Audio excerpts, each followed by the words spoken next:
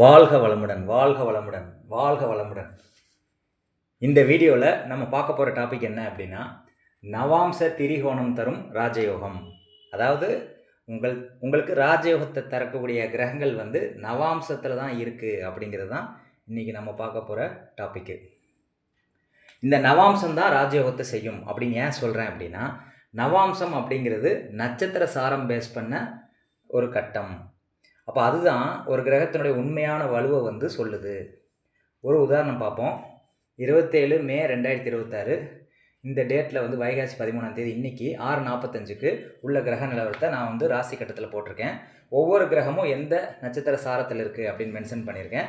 அது நவாம்ச கட்டத்தில் எங்கெங்கே இருக்குது அப்படின்னு நான் போட்டிருக்கேன். இதை நான் நவாம்சம் தெரியாதவங்க நவாம்சம் ஏற்கனவே நான் வீடியோ போட்டிருக்கேன். நவாம்சம் எப்படி கணிப்பதுன்ட்டு அதை பார்த்து கற்றுக்கோங்க. ராசி கட்டத்தை விட நவாம்ச கட்டம் தான் வலு ஜாஸ்தி. ஒரு உதாரணம் சொல்லணும் அப்படின்னா, ராசி கட்டம் அப்படிங்கிறது உங்களுடைய ஃபோட்டோ, நவாம்சம் அப்படிங்கிறது உங்களுடைய ரியாலிட்டி. இப்போ ஒரு மாப்பிள்ளை பார்க்குறோம் அப்படின்னா அவர் ஃபோட்டோவில் எப்படி இருக்கார் அப்படிங்கிறத ராசி கட்டம் சொல்லுது. அதே மாப்பிள்ளை நேரில் எப்படி இருக்கார் அப்படிங்கிறத நவாம்ச கட்டம் சொல்லுது. இதில் எல்லோரும் என்ன கொஞ்சம் மிஸ்டேக் பண்ணுறாங்க அப்படின்னா, ராசி கட்டத்தை வச்சு எல்லோரும் பலன் சொல்ல ஸ்டார்ட் பண்ணிடுறாங்க. அங்கே தான் தப்பு நடக்குது. அப்போ இதில் கண்டுபிடிச்ச உண்மை என்ன அப்படின்னா, இந்த ராசி கட்டத்திலேருந்து சொல்லக்கூடிய பலன்கள் 20% மட்டும்தான் பொருந்தி வரும். நட்சத்திர சாரம் தான் பெரும்பாலும் பலன்களுக்கு ஒத்து வருது அப்படிங்கிறது தான் நிதர்சனமான உண்மை. அப்போ ஒவ்வொரு கிரகமும் எந்த சாரத்தில் இருக்குதோ அதை நவாம்சத்தில் ஃபில் பண்ணுறோம். இதில் சொல்லக்கூடிய சிம்பிளான கான்செப்ட் என்ன அப்படின்னா, எந்த நட்சத்திர பாதமாக இருந்தாலும் அதில் 1ஆம் பாதம் எல்லாமே பார்த்திங்கன்னா நவாம்சத்தில் மேசம், சிம்மம், தனுசில் வரும். இப்போ உதாரணத்துக்கு செவ்வாய் பரணி 1ல் இருக்குது, அது எங்கே இருக்குது? சிம்மத்தில் இருக்குது. சூரியன் ரோஹிணி 1ல் இருக்குது, அது எங்கே இருக்குது? மேசத்தில் இருக்குது. அதே மாதிரி ராகு சதயம் 1ல் இருக்குது, அது எங்கே இருக்குது? தனுசில் இருக்குது, நவாம்சத்தில். அப்போ எல்லா நட்சத்திரத்தினுடைய 1ஆம் பாதம் எங்கே வரும் அப்படின்னா மேசம், சிம்மம், தனுசு. அப்போ நீங்கள் எந்த நட்சத்திரத்தினாலும் 1ஆம் பாதத்தில் இருக்கக்கூடிய கிரகங்களை நம்ம செயற்கையாக எடுத்துக்கலாம். அடுத்து எல்லா கிரகங்களினுடைய 2ஆம் பாதத்தில் எந்த கிரகம் நின்னாலும், எந்த நட்சத்திரமானாலும் இருக்கட்டும், அதில் 2ஆம் பாதத்தில் ஒரு கிரகம் நின்றுச்சு அப்படின்னா அது எங்கே வரும்? ரிஷபம், கன்னி, மகரத்தில் வரும். அடுத்து எந்த ஒரு கிரகம், எந்த கிரகம்னாலும் எந்த நட்சத்திரத்தில்னாலும் நிற்கட்டும், அது 3ஆம் பாதத்தில் நின்றுச்சு அப்படின்னா அது எங்கே வரும் அப்படின்னா மிதுனம், துலாம், கும்பத்தில் வரும். அதே மாதிரி எந்த ஒரு கிரகனாலும் நட்சத்திரம் 4ஆம் பாதத்தில் நிற்கிதுன்னு வச்சுக்கோங்களேன். எந்த நட்சத்திரனாலும் இருக்கட்டும், அந்த நட்சத்திரத்தில் 4ஆம் பாதத்தில் ஒரு கிரகம் நிற்கிது அப்படின்னா அது எங்கே நவாம்சத்தில் வரும் அப்படின்னா கடகம், விருச்சிகம், மீனம், இந்த 3 இடத்துல வரும். அப்போ இதில் பார்த்தீங்க அப்படின்னா 1ஆம் பாதம் எங்கே இருக்குது? செவ்வாய் 1ஆம் பாதத்தில் இருக்குது, சூரியன் 1ஆம் பாதத்தில் இருக்குது, ராகு 1ஆம் பாதத்தில் இருக்குது. அது மேசம், சிம்மம், தனுசில் வந்துருச்சா? அடுத்து 2ஆம் பாதம் எங்கே இருக்குது? சந்திரன் 2ஆம் பாதத்தில் இருக்குது, சனி 2ஆம் பாதத்தில் இருக்குது. இது ரெண்டுமே பார்த்தீங்கன்னா 2, 6, 10ன்னு சொல்லக்கூடிய ரிஷபம், கன்னி, மகரத்தில் வரணும். இப்போ கன்னியில் வந்துருச்சா? 3ஆம் பாதம் எங்கே வரணும்? புதனும் சுக்கிரனும் 3ஆம் பாதத்தில் இருக்குது, கேது 3ஆம் பாதத்தில் இருக்குது. அப்போ அது எங்கே வரணும் அப்படின்னா மிதுனம், துலாம், கும்பத்தில் வரணும். மிதுனத்தில் கேது இருக்குது, துலாமில் புதன் இருக்குது, கும்பத்தில் சுக்கிரன் இருக்குது. 4, 8. அதே மாதிரி 4ஆம் பாதம் எங்கே வரும் அப்படின்னா கடகம், விருச்சிகம், மீனத்தில் தான் 4ஆம் பாதம் வரும். எந்த கிரகம் எந்த நட்சத்திரத்தினாலும் நிற்கட்டும், 4ஆம் பாதத்தில் நின்னா கடகம், விருச்சிகம், மீனத்தில் வரும். அப்போ குரு எங்கே இருக்குது? புனர்பூசம் 4ங்கிறது கடகத்தில் அப்படியே இருக்குது. அப்போ நம்ம என்ன சொல்கிறோம்? ஒரு கிரகம் ராசி கட்டத்திலையும் நவாம்ச கட்டத்திலையும் அப்படியே இருந்தால் அது வர்க்கோத்தமம் அப்படின்னு சொல்கிறோம். இப்போ இந்த இதில் பார்த்தீங்கன்னா குரு அதே கட்டத்தில் இருக்குது, அதனால் குரு வர்க்கோத்தம் அடைஞ்சிருச்சு. சந்திரன் அதே கட்டத்தில் இருக்குது, அதனால் சந்திரனும் வர்க்கோத்தம் அடைஞ்சிருச்சு. வர்க்கோத்தம்னா வலு அடைஞ்சிருச்சு அப்படின்னு நம்ம சொல்கிறோம்.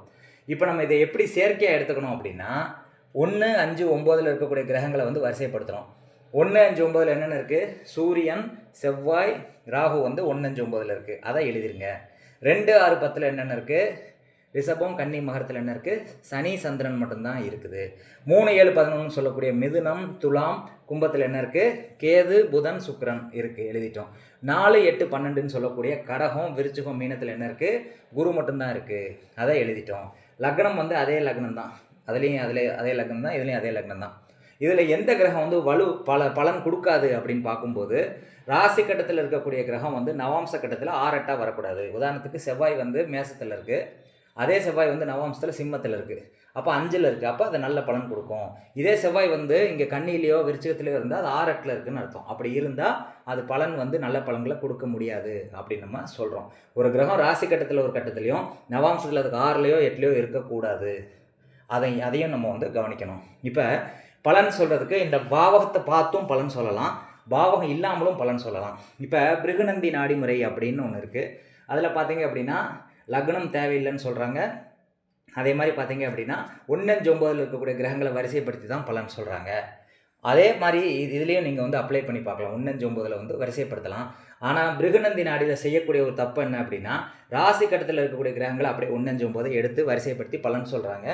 அது வந்து அக்யூரேட்டாக வராது. ஏன்னா நட்சத்திரம் தான் ஒரு கிரகத்தை இயக்குதுங்கிற காரணத்தினால நட்சத்திர சாரத்தை வந்து நவாம்சத்தில் ஃபில் பண்ணி இதை தான் நம்ம செயற்கையாக எடுத்துக்கிறோம். இப்போ 1-9 என்ன இருக்குது, சூரியன் செவ்வாய் ராகு, இதை ஒரு செயற்கையாக எடுத்துக்கிறோம். 2-10 சனி சந்திரன், 3-7-11 கேது புதன் சுக்கிரன், 4-8-12 குரு, இப்படி நம்ம எடுத்துக்கிறோம். இப்போ எந்தெந்த கிரகம் எந்தெந்த கிரகத்துக்கு நட்பாக இருக்குது அப்படின்னு பார்க்கணும். அந்த நட்பு பகை அப்படிங்கிறது ரொம்ப முக்கியம். இதில் வந்து 1-9க்கு நல்ல பலன் கொடுக்கக்கூடியது 3-7-11, 2-6-10க்கு நல்லதோ கெட்டதோ பண்ணக்கூடியது 4-8-12. அப்போ அதுக்கு இந்த 1-5-9க்கு 3-7-11 எப்படி இருக்கோ அதை பொறுத்து தான் இதனுடைய பலன் நிர்ணயிக்கப்படும். 2-6-10க்கு 4-8-12 என்ன கிரகங்கள் இருக்கோ இதுதான் இதை கண்ட்ரோல் பண்ணும் அப்படிங்கிற மாதிரி நம்ம சொல்கிறோம். இப்போ கிரக சேர்க்கையை வச்சு நீங்கள் பலன் சொல்கிறீங்கல்ல, குருவும் செவ்வாயும் சேர்ந்தால் என்ன சொல்கிறீங்க, குரு மங்கள யோகம்னு சொல்கிறீங்க. அதே மாதிரி சூரியனும் குருவும் சேர்ந்தால் சிவராஜ யோகம்னு சொல்கிறீங்க. இந்த மாதிரிலாம் சொல்கிறோம்ல, அது டேரெக்டாக ராசி கட்டத்தில் கிரக சேர்க்கையை வச்சு நீங்கள் சொல்ல தேவையில்லை. நவாம்சத்தில் இருக்கக்கூடிய 1-5-9 வரிசைப்படுத்தி அதை நம்ம சேர்க்கையாக எடுத்து பலன் சொல்லலாம். இங்கே என்னென்னலாம் சேர்க்கை இருக்குது, சூரியன் செவ்வாய் ராகு இந்த சேர்க்கை இருக்குது. அப்போ நம்ம எப்படி எடுத்துக்கலாம், சூரியன் செவ்வாய் சேர்க்கை எடுத்துக்கலாம், செவ்வாய் ராகு சேர்க்கை எடுத்துக்கலாம், இந்த மாதிரியே நம்ம எடுத்துக்கலாம். அப்போ நம்ம என்ன சொல்கிறோம், இதை வந்து வரிசைப்படுத்தி பார்க்கணும். இப்போ சூரியன் செவ்வாய் ராகு இருக்குது. இப்போ செவ்வாய் ராகு காம்பினேஷன் வந்துருச்சு. அப்போ செவ்வாய் ராகு சேர்க்கை வந்து டைரெக்டாக ராசி கட்டத்தில் இல்லை, ஆனால் வந்து நவாம்சத்தில் செவ்வாய் ராகு சேர்க்கை வந்துருச்சு. அப்போ செவ்வாய் ராகு அங்கே இயங்கிட்டு இருக்கோம் அப்படின்னு எடுத்துக்கணும். டைரெக்டாக பார்த்தா இங்கே சனி சந்திரன் சேர்க்கை இல்லை, ஆனால் 7ஆம் பார்வையாக சனி பார்க்குதுங்கிறதுலாம் இதில் ராசி கட்டத்தில் நம்ம பார்க்குறோம்.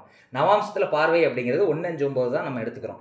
அப்போ சனி சந்திரன் சேர்க்கை வந்து வந்துருச்சு. அப்போ புணர்ப்பு தோஷம் அப்படின்னு சொல்கிறோம்ல, அந்த மாதிரி நம்ம வந்து சொல்லலாம். அது தோஷம் அப்படின்னு சொல்ல தேவையில்லை. அதாவது வந்து சந்திரன் சார்ந்து தொழில் பண்ணுவார், பண்ணால் சக்ஸஸ் ஆகும் அப்படின்னு சொல்லலாம். சனிங்கிறது தொழில், சந்திரனுங்கிறது ட்ராவலிங். அப்போ ட்ராவல்ஸ் வச்சு தொழில் பண்ணால் சக்ஸஸ் ஆயிரும். ஒரு இடத்துல இல்லாமல் நிறைய இடத்துல வந்து பிரான்ச்சஸ் வச்சு ரன் பண்ணால் சக்ஸஸ் ஆயிரும். அதே மாதிரி வந்து கார் ஓட்டினா சக்ஸஸ் ஆயிரும் அப்படிங்கிற மாதிரி நம்ம வந்து தொழிலுக்கு நம்ம சொல்ல முடியும். வெறும் கிரக காரத்துவத்தை வச்சு இந்த தொழிலை வந்து நம்ம தீர்மானிக்க முடியும். இங்கே 10ஆம் இடம், 10ஆம் அதிபதி அதெல்லாம் நீங்கள் பார்க்க தேவையில்லை. சனி சந்திரன் அப்படின்னாலே ட்ராவலிங் சார்ந்த பிஸ்னஸ் பண்ணுங்கள் சக்ஸஸ் ஆயிரும்னு சொல்கிறோம். செவ்வாய் ராகுவா, அப்போ அடிக்கடி வந்து உங்களுக்கு வந்து காயம் ஏற்படுதா, எங்கேயா போய் அடி விழுகுதா அப்படின்னு சொல்லி நீங்கள் பாருங்கள். இப்போ இங்கே பார்த்தீங்கன்னா டைரெக்டாக பார்த்தா கேது புதன் சுக்கிரன், அப்போ சுக்கிரனுக்கும் கேதுக்கும் நடுவில் புதன் சிக்கிருச்சு. அப்போ நம்ம என்ன சொல்கிறோம், இது வந்து ஆண் ஜாதகமாகவோ பெண் ஜாதகமாகவோ ரெண்டுமே இருக்கிறதுக்கு வாய்ப்பு இருக்குது. இங்கே சுக்கிரன் கேது அப்படிங்கிறது நல்ல அமைப்பு இல்லை. சுக்கிரன் கேதுங்கிறது திருமண வாழ்க்கைக்கு எடுக்கக்கூடிய அமைப்பு. அதுக்கு நடுவில் புதன் இருக்கிறதுனால லவ் பண்ணி ஃபெயிலியர் ஆகும் அப்படின்னு சொல்லலாம். புதன்கிறது லவ், சுக்கிரன்கிறது ஒரு பெண்ணை லவ் பண்ணி ஃபெயிலியர் ஆகும் அப்படின்னு சொல்லலாம். அல்லது கேது புதன் சம்மந்தப்பட்டதுனா படிப்பு தடைப்படும் அப்படின்னு சொல்லலாம். அல்லது வந்து பிஹெச்டி படிப்பாங்கன்னு சொல்லலாம். நுணுக்கமான ரிசர்ச் சார்ந்த படிப்புகள் இவங்க படிப்பாங்க அப்படின்னு கூட நம்ம சொல்லலாம். புதன் சுக்கிரன் சேர்க்கையை வச்சு என்ன படிப்பு வருமோ அது கேது அப்படிங்கிற ரிசர்ச். அப்போ இது சார்ந்த படிப்பை வந்து ரிசர்ச் பண்ணலாம் அப்படின்னு சொல்லி நம்ம சொல்லலாம். குரு வந்து தனிச்சிருக்கிறதுனால அது எந்த பலனையும் பெருசாக கொடுக்க வாய்ப்பு இல்லை.